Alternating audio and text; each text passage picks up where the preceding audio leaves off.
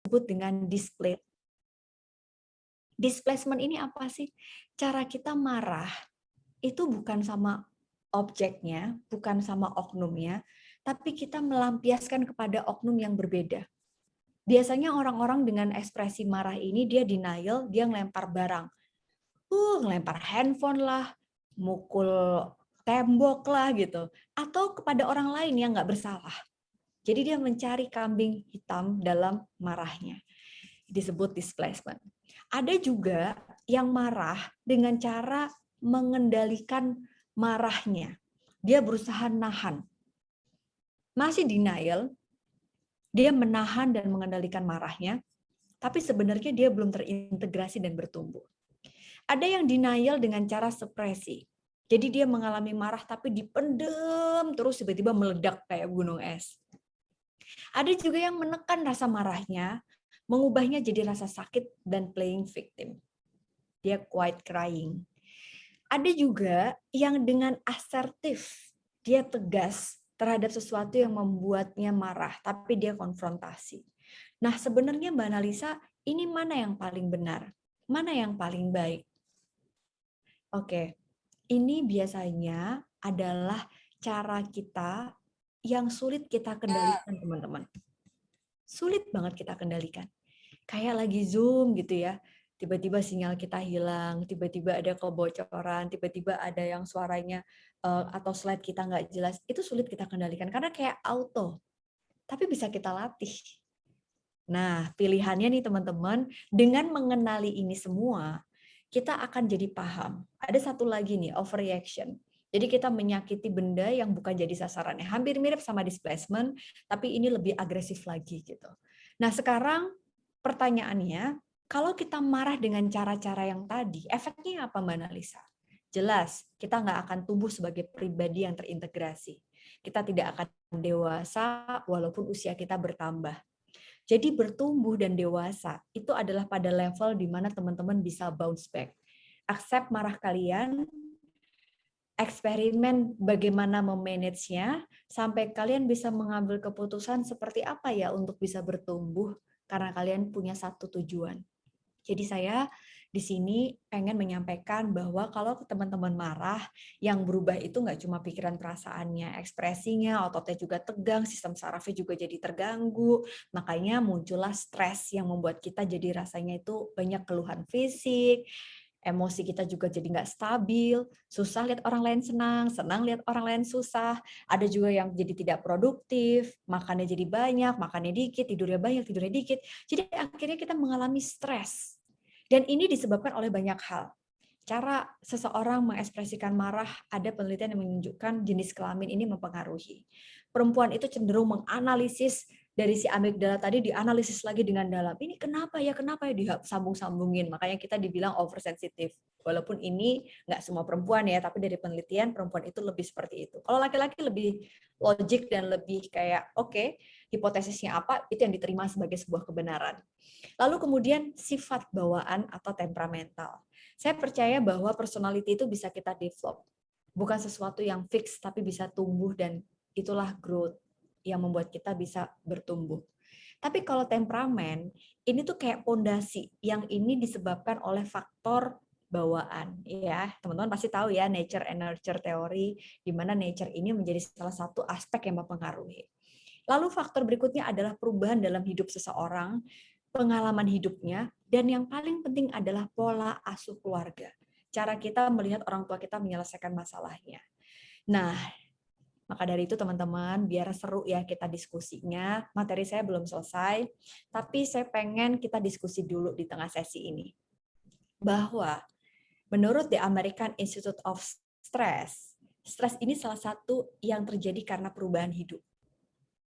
Maka kalau kita pengen hidup kita tidak mengalami stres, boleh, tapi hidupnya nggak boleh berubah. Artinya teman-teman kuliah nggak boleh lulus. Kalian jomblo nggak boleh punya pacar, nggak boleh nikah. Nikah nggak usah punya anak. Karir gitu-gitu aja nggak usah naik jabatan. Kenapa semua orang pengen punya satu perubahan dalam hidupnya tapi menghindari stres di dalamnya? Maka dari itu nggak mungkin hidup kita tanpa stres. Karena ada orang yang naik pangkat, gajinya naik, kapasitasnya naik. Semua orang pengen kan naik pangkat? Iya dong Mbak. Stresnya nambah nggak? Nambah. Pak Dekan nambah stres nggak? Nambah ya Pak ya. Wakil Dekan bagaimana Pak? Waduh apalagi gitu ya. Dan kalau kita lihat di sini, teman-teman dari lulus kuliah ke kerja, itu bukan akhir dari segalanya, justru kadang sumber stres baru, punya anak. Kenapa semua orang pengen punya anak? Menikah, kenapa sampai ada yang pengen menikah lebih dari sekali gitu kan? Karena stres yang kita alami adalah stres yang membuat kita jadi lebih baik. Kalau kita mampu meresponnya. Yang membunuh kita bukan stresnya, bukan stimulusnya. Yang membuat kita marah itu bukan stresornya, bukan stimulusnya. Tapi yang akan mengganggu kita adalah cara kita meresponnya. Maka bagaimana cara kita merespon stres ini supaya berkurang stres-stres yang negatif, menjadi sebuah stres yang positif, menjadikan diri kita bertumbuh. Ini adalah salah satu mindset yang harus kita penuhi.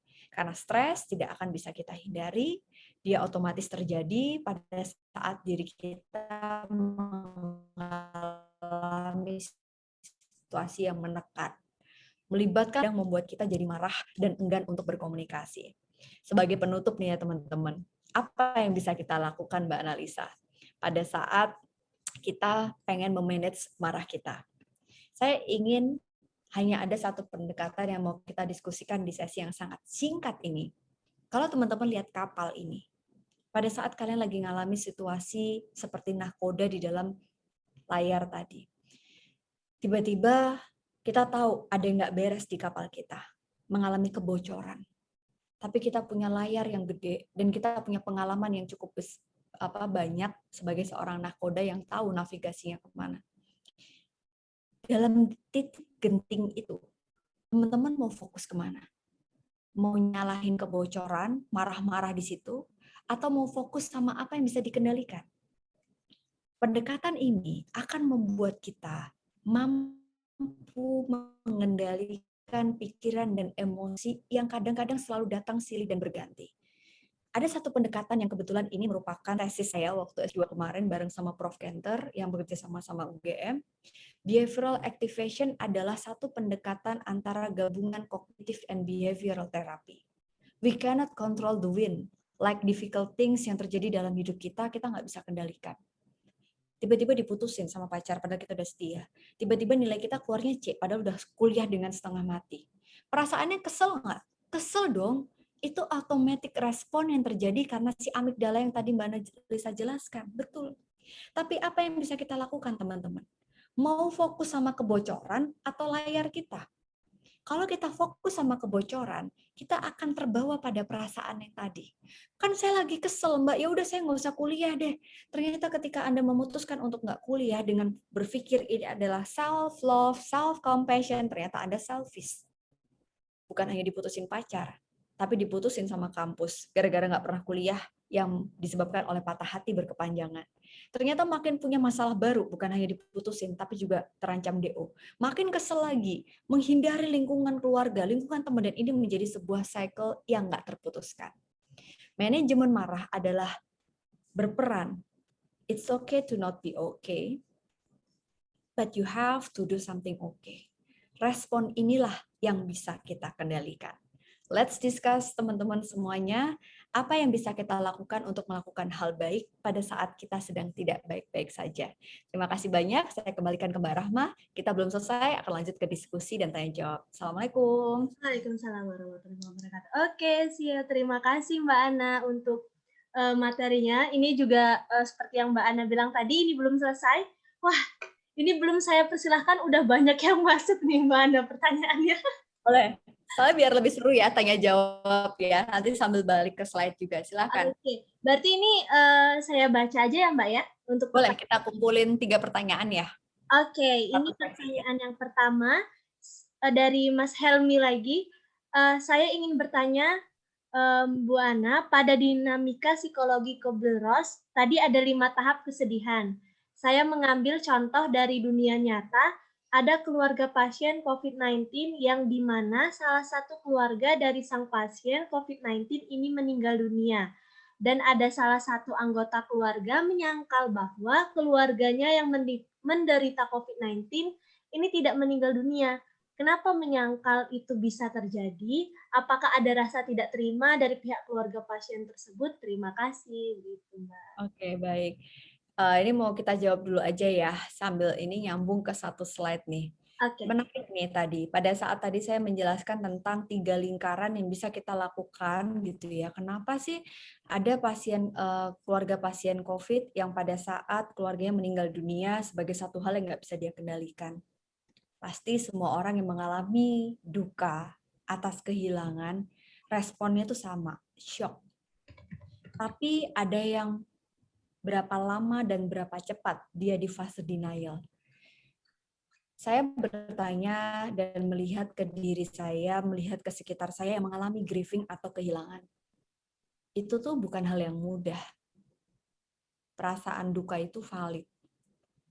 Pada saat kita lagi duka, respon pertama, hampir semua manusia yang kehilangan, dia akan deny. Tapi seberapa lama, seberapa cepatkah orang ini denial? Ini yang membedakan kualitas dirinya, manajemen marahnya, manajemen emosinya. Mungkin di awal-awal dia punya waktu untuk bisa menerima itu dengan nangis dulu, meratapi kesedihan. Ini sebagai respon yang nggak bisa dikendalikan, dan saya memahami. Mungkin saya kalau di posisi yang sama juga akan mengalami itu. Tapi yang membuat orang ini bisa tumbuh, kayak waktu itu tesis saya ini kan, saya mendampingi pasien penyakit kronis diabetes, ada kanker, ada ginjal. Ketika kita didiagnosis penyakit kronis, pada saat itu belum ada COVID ya, waktu saya tesis ini, itu yang membuat seseorang mengalami shock adalah pada saat dia didiagnosis padahal dia sudah merasa hidupnya sehat gitu. Sama kayak COVID ini. Ini kan kayak tinggal nunggu giliran. Perasaan saya udah jaga prokes deh, perasaan imun saya kuat deh, perasaan tiba-tiba itu terjadi pada siapapun tanpa kita bisa kendalikan, termasuk kehilangan. Nah, ini akan ada kaitannya dengan daya lenting seseorang. Kenapa ada yang menyangkal terlalu lama sampai menyalahkan, sampai nggak percaya kalau keluarganya udah meninggal? Sampai dia memiliki pemahaman-pemahaman yang itu di luar nalar. Karena sebenarnya pada saat orang mengalami kehilangan, dia itu sedang melihat lukanya dibuka. Kayaknya saya tuh biasanya luka di sini tuh biasa-biasa aja loh, Mbak Analisa. Ntar juga kering kok, sembuh kok. Tahu-tahu lukanya parah banget, yaitu kehilangan. Ya Allah, ini sakit banget, ini di luar batas kemampuan saya. Saya itu biasanya diuji begini tuh bisa gitu. Tapi begitu saya diuji yang di luar batas kemampuan saya kok nggak bisa ya mengendalikannya. Ternyata yang membedakan adalah respon kita menerima luka dan duka itu. Ada orang yang freezing, meratapi luka dukanya atas kehilangan. Dia nangis di kamar, nggak melanjutkan hidup. Dia merespon dukanya dengan, ya udahlah, tapi nggak ada semangat, tiba-tiba kehilangan navigasi. Ini sebenarnya masih denial juga. Tapi responnya adalah freeze. Ada yang tadi, flight, yang tadi disebutkan oleh Mas Helmi. Suami saya tuh nggak meninggal gitu, atau dia tuh nggak COVID. Jadi dia lari, displacement, atau mungkin dia repress. Jadi banyak kan tadi reaksi-reaksi denial itu. Nah, orang-orang yang bisa mampu melewatinya adalah orang-orang yang mampu fight. Fight ini awalnya tuh merah gitu, kayak masih marah. Pelan-pelan dia menyadari, menerimanya. Lama-kelamaan dia bisa mampu untuk mampu untuk bertahan dari situasi sulit itu. Jadi kalau teman-teman lihat di sini, pada saat teman-teman lagi marah, ini sebenarnya adalah yang menentukan itu adalah kemampuan seseorang untuk bertahan dari situasi sulit atau resiliensi. Jadi duka itu sangat dipengaruhi oleh resiliensi seseorang. Saya tadi menampilkan slide tentang resilience di mana teman-teman mungkin melihatnya seperti ini. Awalnya tegang, lama-kelamaan karena dia fight, oke, dia udah nggak semerah tadi jadi biru. Ternyata dia sedang melakukan proses adaptasi nih, bereksperimen, mengambil keputusan, dan mereka yang bisa melalui fase duka kehilangan adalah mereka yang sedang merentangkan resiliensi mereka. Setelah mereka lihat ke belakang, ternyata saya bisa melaluinya walaupun duka kehilangan keluarga yang saya sayangi itu masih ada, tapi saya bisa tetap melanjutkan hidup. Nah, mereka-mereka ini adalah mereka yang tetap bisa memanage marahnya. Mungkin marahnya masih ada, kecewanya masih ada, tapi bisa mereka kontrol. Itu adalah anger management yang sesungguhnya. Jangan pernah membayangkan anger management itu meniadakan marah, meniadakan kecewa. Bukan itu. Tapi menerima marah sebagai perasaan yang valid dan nyata, mampu melihatnya dengan dekat, dan mampu menganalisis apa yang bisa dilakukan, apa yang bisa kita kendalikan, apa yang bisa kita lalui untuk bisa melewatinya. Karena kita punya tujuan. Martin Seligman mengatakan ada PERMA, positive emotion, engagement, relationship, kemudian meaning of life, and accomplishment adalah cara kita untuk bangkit dari keterpurukan dari sudut pandang psikologi positif. Itu mungkin bisa kita lihat lagi untuk membantu mereka yang sedang dalam kondisi itu. Coba lihat, hadirkan emosi positif mereka. Hadirkan mereka untuk bisa terlibat dalam aktivitas yang membuat mereka merasa tumbuh dan berkontribusi. Bantu mereka menjalin relasi positif dengan orang yang di dekatnya. Berikan mereka pemahaman tentang meaningful atau meaning of life, bahwa kehilangan itu bukan berarti mereka akan kehilangan makna hidupnya. Dan beri mereka kesempatan untuk mencapai pencapaian yang mereka ingin capai sebagai bentuk dari penerimaan atas duka kehilangan itu. Semoga bisa menjawab pertanyaannya. Oke, ya. Terima kasih Mbak Analisa yang udah memberikan jawabannya. Ini kita mau lanjut materi atau boleh bertanya lagi? Pertanyaan lagi. Pertanyaan lagi. Nah, untuk sekarang teman-teman boleh raise hand biar Mbak Ana bisa secara langsung mendengarkan pertanyaannya. Ada teman-teman yang ingin bertanya secara langsung dan on mic?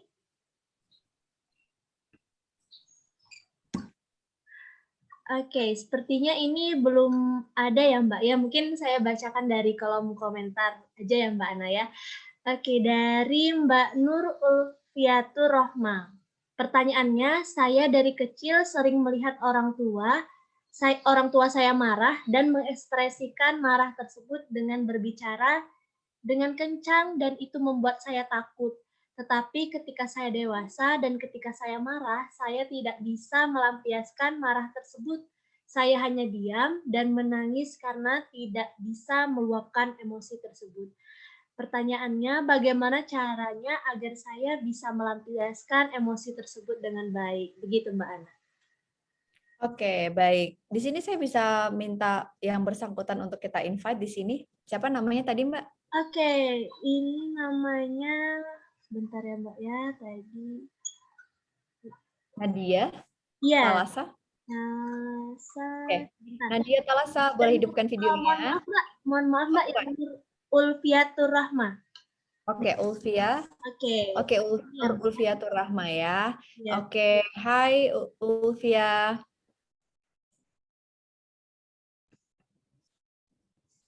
Hai Ulfia. Ya, Halo, selamat pagi, selamat siang, salam kenal ya. iya.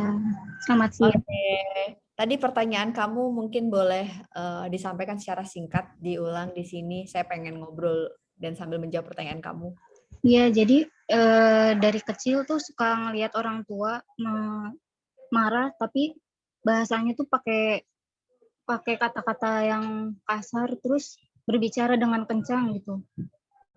Setiap orang tua saya marah, kadang saya cuma bisa diam, terus saya nggak tahu harus harus melakukan apa.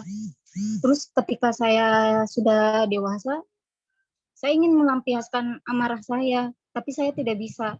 Saya hanya bisa diam, lalu entah kenapa saya akan menangis. Oke, baik.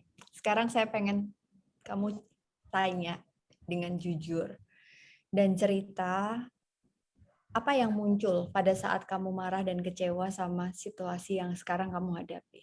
Self-talk atau apa yang kamu ingin katakan sama dirimu pada saat menghadapin itu. Jangan terlalu dipikirkan.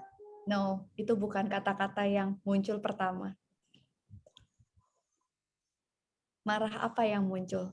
Waktu kamu marah, kenapa orang tuaku? Tadi yang kamu sebutin tadi, coba. Anggap ini momen kamu ketemu dengan orang tua kamu di depan kamu. Apa yang pengen kamu sampaikan ke mereka? Kenapa harus marah di depan anak? Oke, boleh dikeluarin. Kenapa Bapak harus marah di depan anak?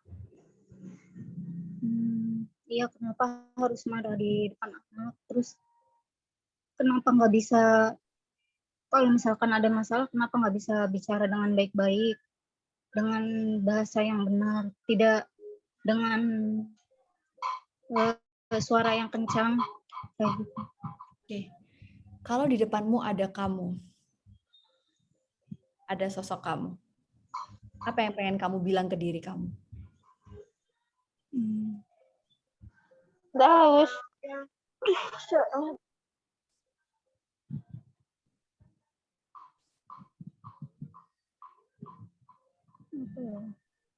Oke, nggak apa-apa. Sekarang saya punya satu metode untuk bisa kita kenali tentang apa yang tadi kamu alami. Mungkin kalau di level ini, tadi yang kayak saya bilang nih teman-teman, pada saat Ulfia lagi marah, apa yang muncul gelombang otaknya? Unconscious. Nggak sadar. Iya nggak? Pokoknya marah aja. Tapi kayak masih nggak tahu gitu, nggak bisa sadar apa yang hadir. Pokoknya marah aja. Masih di level apa tadi sebelum kita aware? Pada saat kamu kaget, marah, ada denial, ya kan? Seperti menyalahkan. Kenapa sih Bapak? Kenapa sih Bapak? Yang muncul tadi self-talk-nya masih denial. It's okay. Kalau saya jadi kamu, sama Ulfia, saya akan mengatakan hal yang serupa. It's okay to not be okay. Tapi kalau kamu berlama-lama di level ini, kamu akan dalam satu problem yang membuat kamu marah seumur hidup dengan sesuatu yang nggak bisa kamu kendalikan. Bener nggak? Kenapa sih Bapak harus marah di depan anak? Kenapa sih harus begini? Kenapa sih harus begitu? Coba sekarang saya minta Ulfia, boleh kamu tarik nafas. Tarik nafas lewat hidung. Hembuskan lewat bibir, dibuka pelan-pelan. Oke. Tarik nafas lagi. Hembuskan. Boleh kamu peluk diri kamu. Oke, silakan tanganmu di depan. Kita peluk dengan posisi butterfly hug, seolah kamu memeluk dirimu sendiri. Oke. Tarik nafas. Oke, bagus. Lagi tarik nafas. Hembuskan. Ulfia, kamu boleh buka mata ataupun pejamkan mata senyaman kamu. Atur nafas kamu. Hembuskan. Oke, yang lain mungkin boleh ngikutin. Tarik nafas. 4 hitungan, tahan 4, dan hembuskan 4. Lagi. Hembuskan. Tarik nafas lagi. Tahan 4, 7 boleh. Hembuskan 8 lewat bibir terbuka pelan-pelan. Dan pada saat ini saya minta Ulfia buat peluk diri kamu. Seolah kamu sedang memeluk dirimu yang sedang melemah, lelah, dan rasanya ingin menyerah. Peluk dia.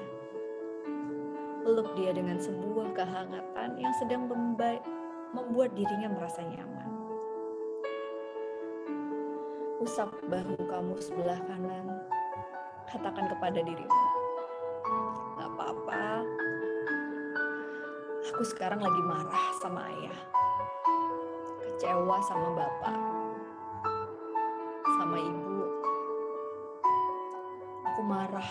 Kenapa harus marah di depan anak? Aku capek sama semua ini. Kamu boleh tepuk bahu sebelah kanan kamu dan katakan kepada dirimu, saya bukannya tidak bisa memaafkan, tapi saya belum bisa memaafkan. Capek banget. Coba kamu lihat lagi di depan kamu. Ada sebuah perjalanan yang panjang. Ada sebuah jalan kecil yang sangat gelap. Jalan itu berujung sebuah pintu yang terbuka pelan-pelan. Pintu itu memberikan sedikit cahaya untuk kamu lihat bahwa itu adalah tujuan yang kamu ingin capai. Dalam perjalanannya, kamu terjatuh. Dan pada saat kamu terjatuh dan kamu ingin bangkit, justru orang tua kamu yang menginjak kakimu, menjatuhkanmu lagi. Dan kamu marah. Lihat lagi dengan dekat wajah kedua orang tuamu. Katakan kepada mereka, saya marah kenapa Bapak yang membuat saya jatuh dan terpuruk. Lalu ayah kamu memanggilmu dan memelukmu.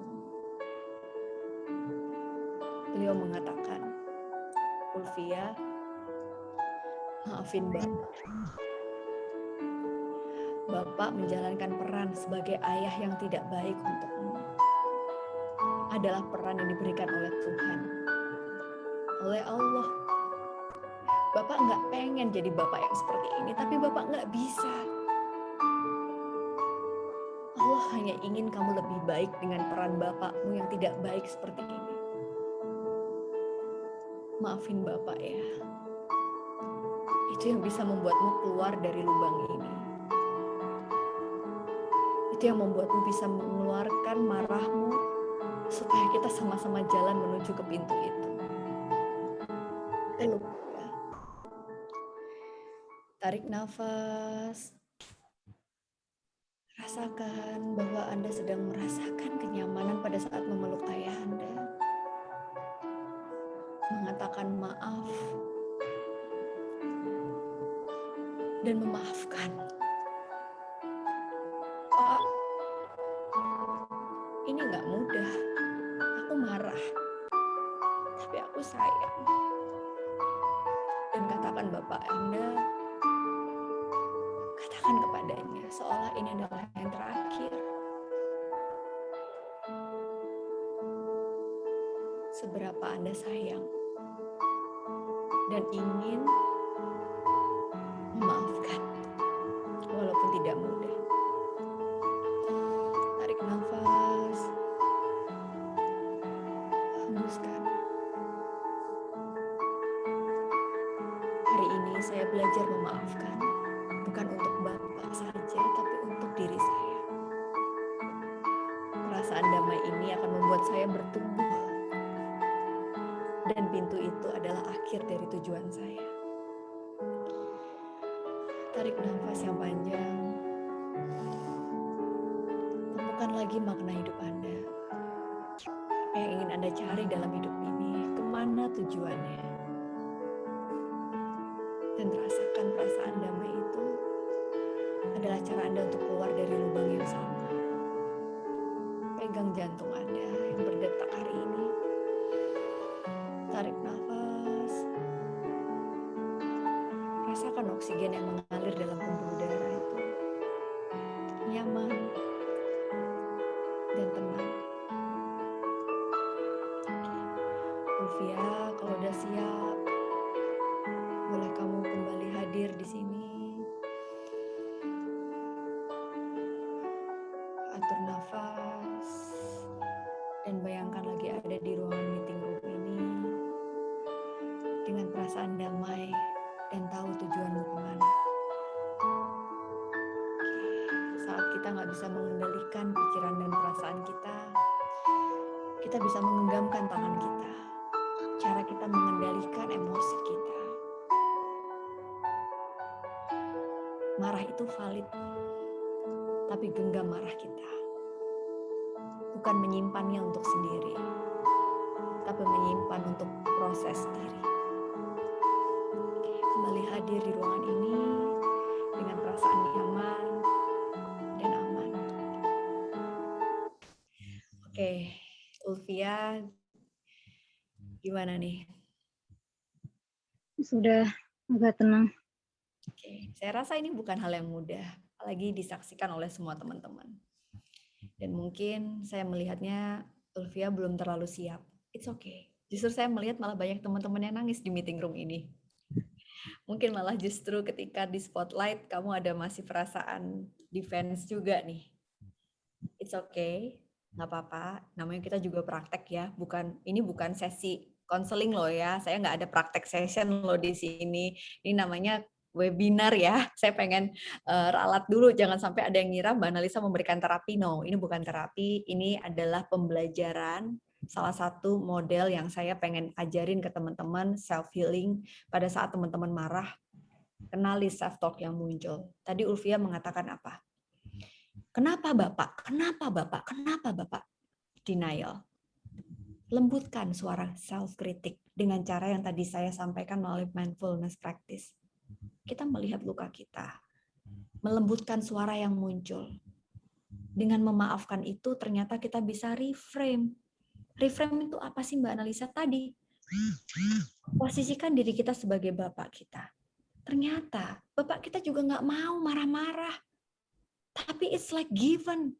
Kita nggak bisa minta lahir dari Bapak seperti apa. Kayak Bapak kita nggak bisa minta dia punya peran seperti apa. Kita nggak bisa merubah Bapak kita dalam waktu sekejap. Yang bisa kita lakukan adalah menerima dengan memaafkan. Perasaan itulah yang membuatmu bisa bertumbuh. Saya yakin kamu akan sehebat sekarang karena peran Bapak kamu yang kamu tidak bisa terima. Kamu tidak bisa memaknainya sekarang karena masih dalam perasaan marah. Tapi seolah pada saat kamu memaafkan, kamu akan menerimanya sebagai sebuah keberkahan. Semangat Ulfia, it's okay to not be okay, prosesnya masih panjang, enjoy your journey. Terima kasih Ibu. Sama-sama, semoga membantu yang lain semuanya. Oke, saya kembalikan ke Mbak Rahma, silahkan. Oke, terima kasih Mbak Ana sudah sepertinya bukan hanya Mbak Pia aja ya, sepertinya peserta yang lain juga merasakan mindfulness-nya, praktiknya. Terima kasih ya Mbak ya untuk praktiknya.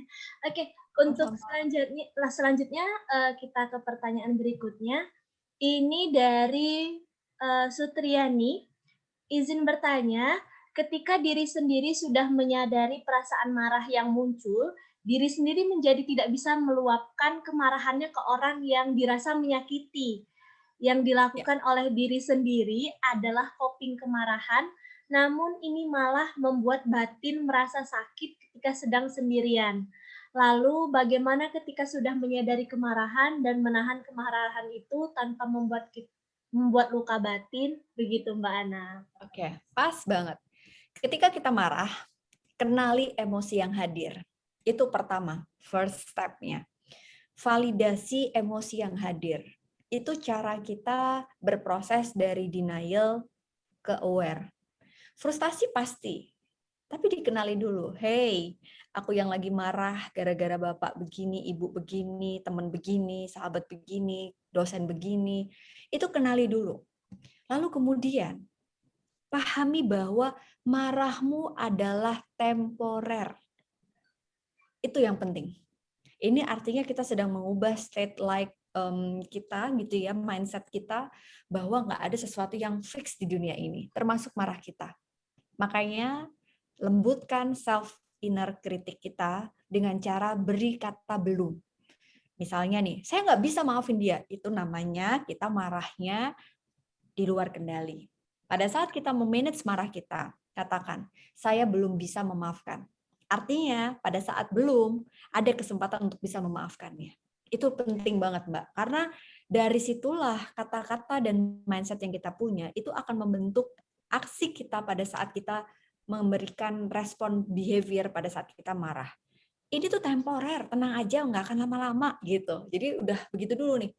Lalu kemudian, ada banyak coping yang tadi nih, Ada yang nonton drakor dulu, ada yang teriak di pantai, ada yang dengan nangis semalaman, curhat teman, di voice record, datang ke psikolog, datang ke konselor. Itu adalah cara kita melepaskan keinginan kita untuk mengontrol emosi kita. Tapi ingat, apapun coping yang kamu lakukan, tujuannya adalah it's temporary ya. Jadi tujuannya tetap balik on track untuk ini tuh bukan untuk escape, bukan flight. Ini adalah tetap fight, tapi ini sementara. Jadi how kita mengendalikannya, kalau kita bisa segera, nggak terlalu lama, nggak berlebihan, maka kita sedang melatih anger management kita. Tapi kalau kita berlama-lama, too much and too long di posisi kita escape untuk bisa coping emosi negatif itu, maka kita membiarkan waktu kita yang tadinya bisa untuk nyelesain ini, itu, habis buat itu. Perlu diingat. Gimana Mbak caranya? Kembali ke purpose kamu. Orang yang punya tujuan, itu tuh kayak nahkoda, dia sadar, oh my God, ini kan aku harus sampai ke sana, jam sekian udah ada di pelabuhan, udah ada nih yang mau naik kapal. Ini aku udah sampai ke sini, aku udah semester 4 nih, semester di Fakultas Psikologi yang ini tuh bentar lagi aku selesai. Jadi kalau aku marah-marah gini ngabisin waktu, itu kita sedang berusaha untuk sadar gitu. Ingat tujuan kita apa. Dan it takes time. Jangan buru-buru, nggak apa-apa. Proses pendewasaan tiap orang berbeda, tapi tua itu pasti, dewasa tuh pilihan. Kalian memilih untuk dewasa nggak? Kalau iya, kendalikan marahmu. Itu mungkin yang bisa membuat kita jadi lebih memaknai hidup kita dengan satu meaning dalam hidup, rasa syukur. Jadi banyak banget penelitian ya di psikologi, teman-teman psikologi pasti tahu, ada yang menuliskan gratitude journal 1 hari, menuliskan sebelum tidur, berapa yang nikmat yang Allah kasih ke kita, dituliskan. Ini Seligman melakukannya untuk pasiennya ya, dan ini terbukti efektif gitu untuk adolescents yang depresi di Amerika, dan menurut saya ini bisa kita tuliskan apa sih momen-momen positif orang-orang yang membuat kita bisa menjadi lebih baik, apa sih hobi yang lama nggak kita lakuin. Jadi itu tuh kayak semacam healing gitu, writing terapi ini. Nah, kalau teman-teman mungkin pengen ada pilihan untuk escape, it's okay loh, olahraga atau aktivitas yang emang bikin kamu happy, asalkan di tengah situasi ini protokol kesehatan tetap kita jaga ya. Jadi saya yakin ini adalah momen kita untuk melatih anger management kita. Kadang-kadang saya simpelnya gini, tadi pagi waktu saya pergi sama suami saya berdua ke pantai gitu ya, di perjalanan ada ini disinfektan tuh lagi disemprot gitu di jalan, mobil kita tuh lagi disemprot gitu, terus tiba-tiba ada motor ini tuh ngejatuhin mobil kita dan cukup membuat bekas gitu. Terus dulu 3-4 tahun yang lalu saya ingat banget, saya sama suami pasti akan merespon dengan harus tanggung jawab dong gitu-gitu. Terus kita baru sadar gitu, kok kita bisa nggak marah ya? Waktu orangnya datang, kita buka kaca, itu kita kayak tiba-tiba, iya ya, kok kita nggak semarah itu ya kayak dulu ya gitu. Bahkan kita nggak pengen minta dia ganti rugi, malah kita nanya gini, Mbak ya nggak apa-apa kan gitu. Ternyata kita baru sadar, anger management kita tuh juga sebuah proses yang membuat kita bertumbuh dan belajar. Jadi nggak apa-apa teman-teman, yang penting adalah tadi waktu saya menghayati materi ini dan kejadian tadi pagi, saya selalu memposisikan gini, kalau saya jadi dia, satu dia nggak sengaja, itu namanya reframing. Posisikan diri kita sebagai lawan bicara kita. Pasti dia nggak sengaja. Yang kedua, kita sebagai manusia juga pernah salah. Saya juga pernah pasti nggak sengaja ngebaret mobil lah, nabrak orang lah, atau nabrak kendaraan orang lain. Jadi kita juga bukan pribadi yang sempurna. Itu mindset yang kedua. Yang ketiga adalah karma itu pasti ada. Jadi pada saat kita pengen marah-marah, pikirkan kita punya anak, kita masih punya masa depan. Suatu saat kita akan di posisi dia. Dan bagaimana respon yang kita inginkan pada saat kita salah. Orang lain itu tuh merespon minta maaf kita kayak apa.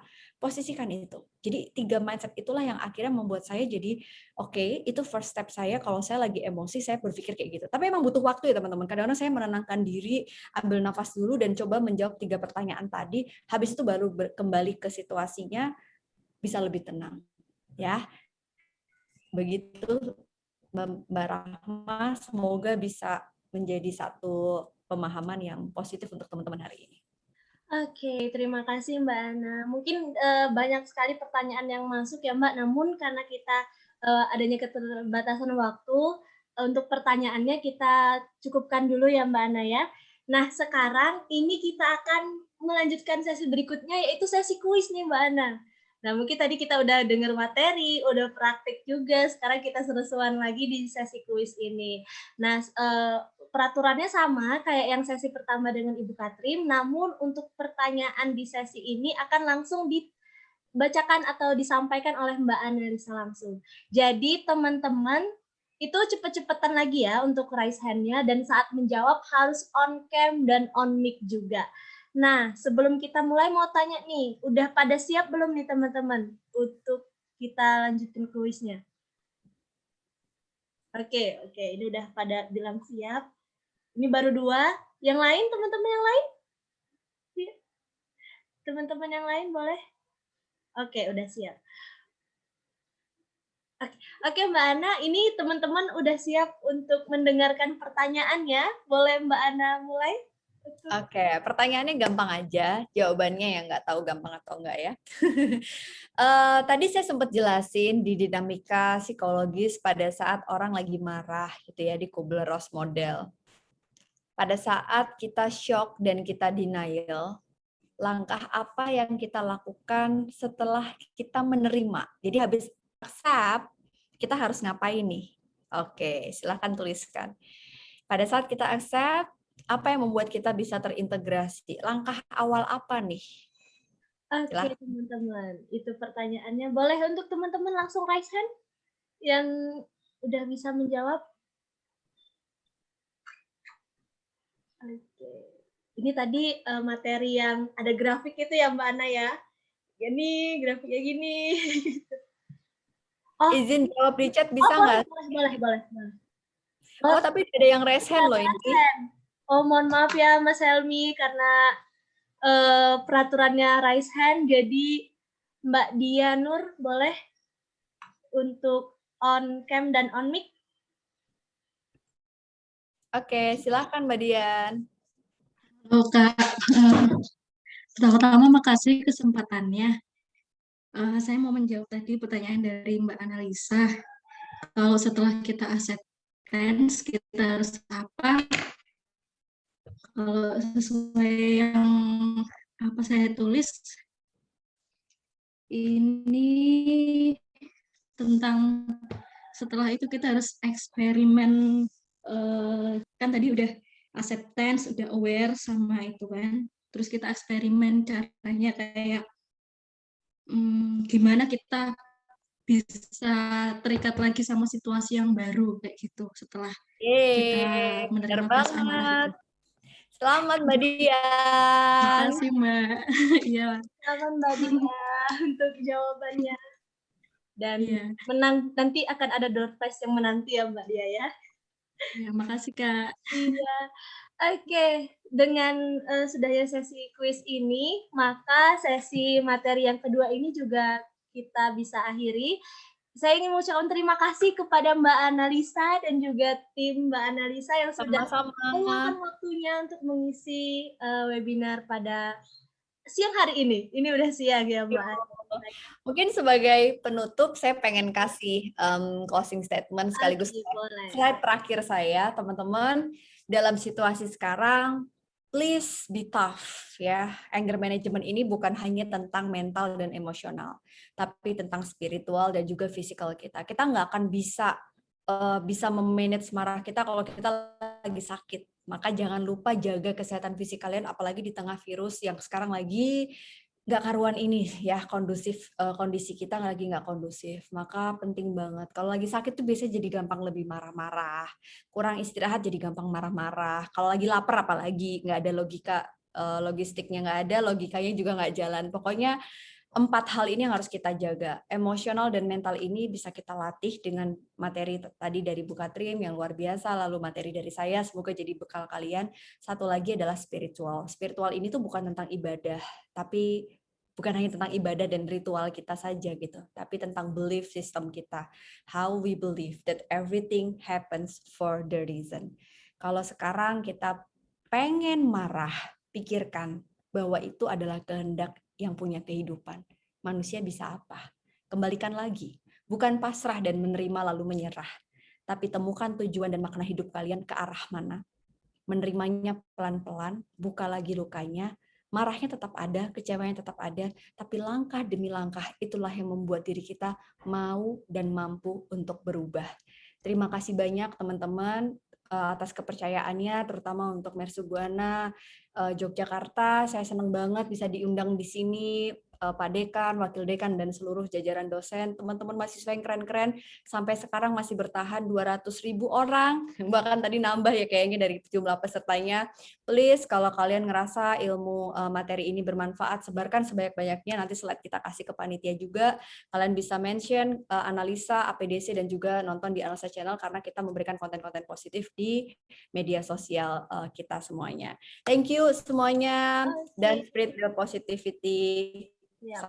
Assalamualaikum warahmatullahi wabarakatuh. Waalaikumsalam warahmatullahi wabarakatuh. Siap. Terima kasih kembali Mbak Analisa atas waktunya dan juga closing statement-nya yang memberikan dampak yang positif juga, insight-insight yang positif juga banyak banget. Semoga nanti kita semua yang hadir bisa menyebarkan energi positif dan juga informasi-informasi, ilmu-ilmu yang kita dapat di hari ini.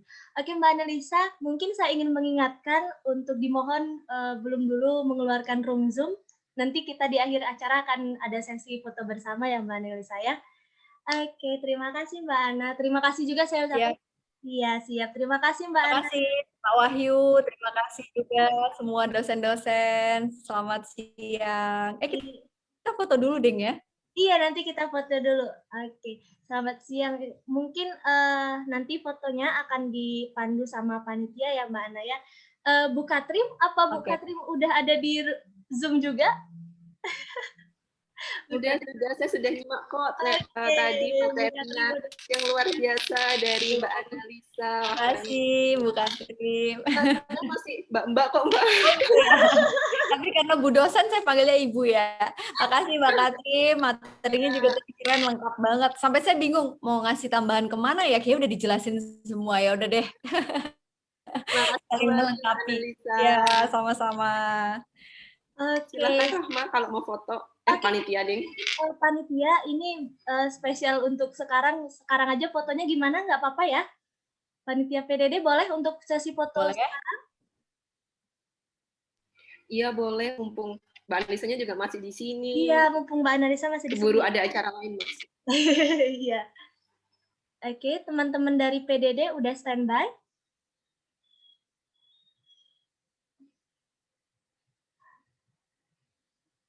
Oke, mungkin karena belum ada yang menjawab, saya nggak apa-apa untuk nge-SS-nya juga saya nggak apa-apa juga. Oh udah, ini teman-teman PDD udah.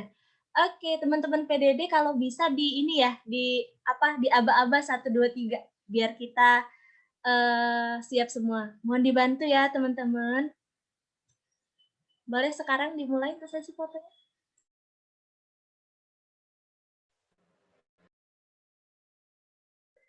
Oke, semuanya. Di sini ada 9 slide.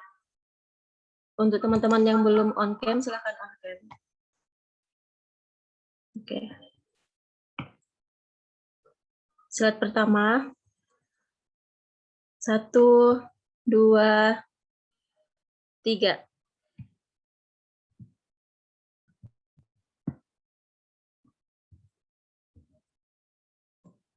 Oke, slide kedua. 1, 2, 3.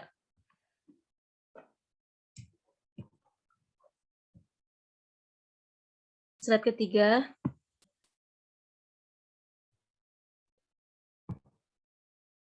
1, 2, 3.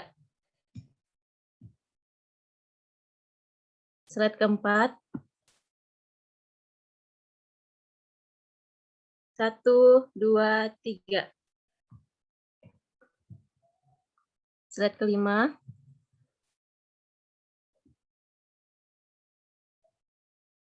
1, 2, 3.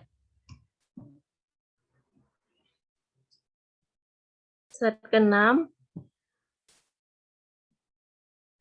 1, 2, 3.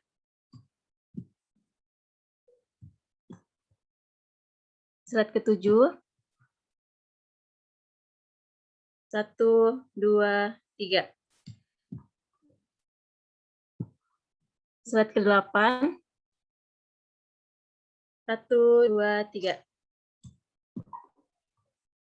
Oke, baik. Sudah selesai. Terima kasih. Oke, terima kasih teman-teman PDD yang udah membantu kita untuk sesi foto bersama.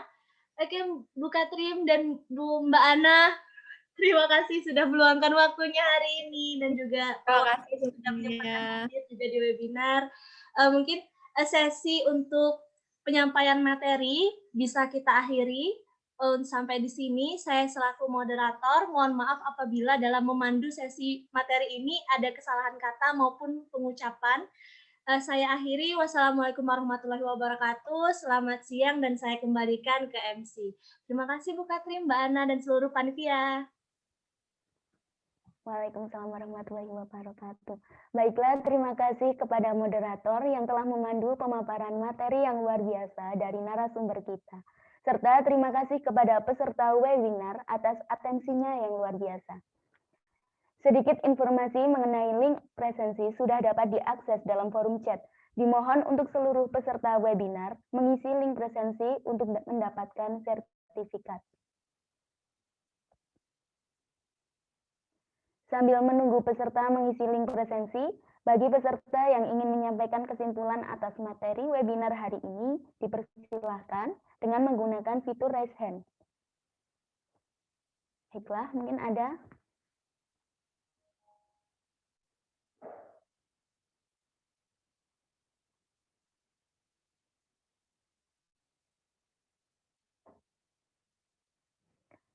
Yang berani memberikan kesimpulan akan mendapatkan door prize yang menanti loh.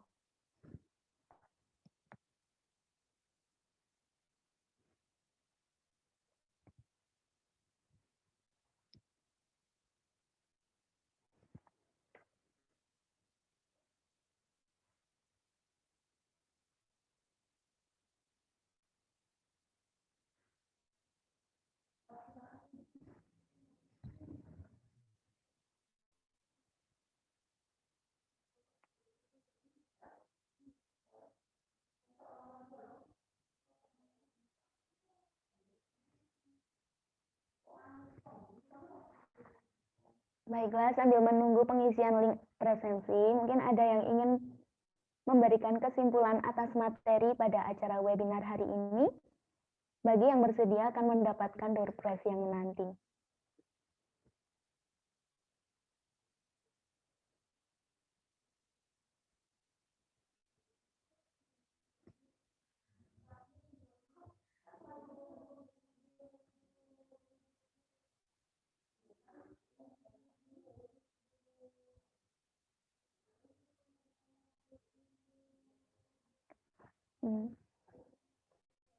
Nggak ada yang berani nih.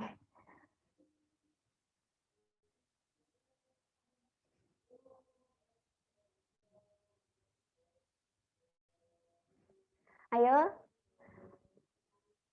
Mungkin dari materinya Bu Katrim atau mungkin dari materinya Mbak Analisa, ada yang ingin memberikan kesimpulannya? Mohon maaf Mbak Elina, mungkin saya bantu. Ini di room chat, ini ada Ya. Mas Helmi and Ria. Mungkin Mas Helmi lagi terkendala mikrofonnya ya. Soalnya tadi juga waktu bertanya juga ini juga nggak bisa on mic. Ini Baiklah. ya. Baiklah Kak Rahma, terima kasih. Jadi dari Kak Helmi Endaria.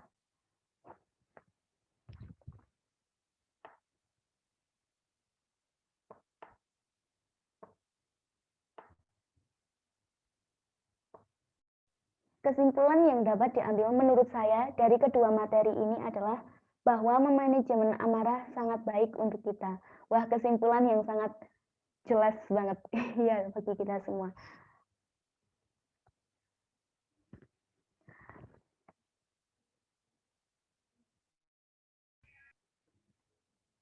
Ya, jadi ada yang ingin menambahkan, baru satu orang, kita akan ambil dua kesimpulan dari dua peserta.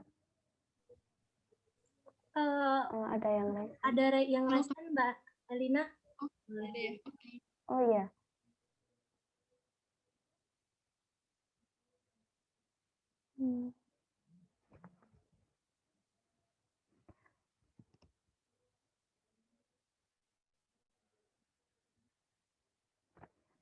Baiklah, dipersilakan untuk unmute kepada atas nama Mbak Sade.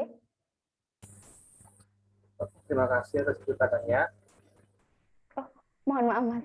Mas ya. Perkenalkan nama kirain saya Mbak. Sade, saya dari Udayana Bali. Saya ingin menyimpulkan dari dua materi. Yang pertama dari Bu dosen Bu Katrin, itu cara memanajemen marah itu yang pertama, saya ambil kesimpulannya ialah kita harus bersedia dulu untuk mengubah pola pikir kita mengenai bagaimana cara mengatur kemarahan.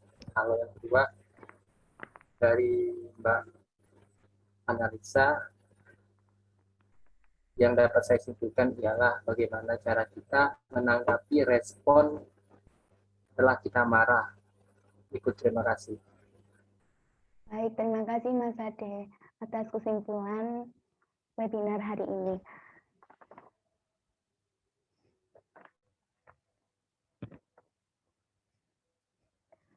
Peserta webinar yang berbahagia, sampailah kita pada akhir dari rangkaian webinar nasional yang mengusung tema Anger Management, Control Your Anger, and Turn It into Something Productive.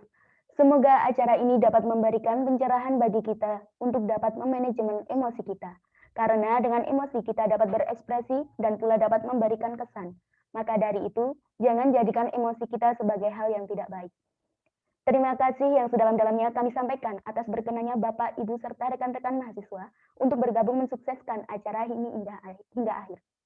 Semoga kesehatan dan keselamatan senantiasa menaungi langkah kita untuk tidak pernah berhenti mempelajari hal-hal yang baru. Amin, amin, ya robbal alamin. Sebelum kita mengakhiri acara pada siang hari ini, kami akan mengumumkan pemenang kuis dan pemberi kesimpulan webinar pada hari ini yang didapat oleh Saudara Ami atas kuis dari Ibu Katrin. Yang kedua, Saudara Diah Nur Sakinah atas kuis dari Mbak Analisa. Dan Mas Helmi dan Mas Sade atas kesimpulan yang diberikan untuk webinar Nasional Psikologi 2021 pada hari ini. Bagi yang mendapatkan door prize, diharapkan untuk dapat menghubungi kontak person yang ada di forum chat.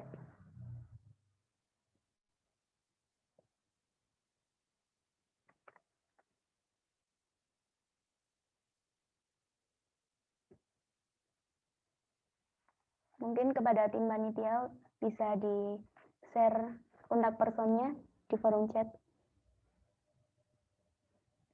Baik, terima kasih.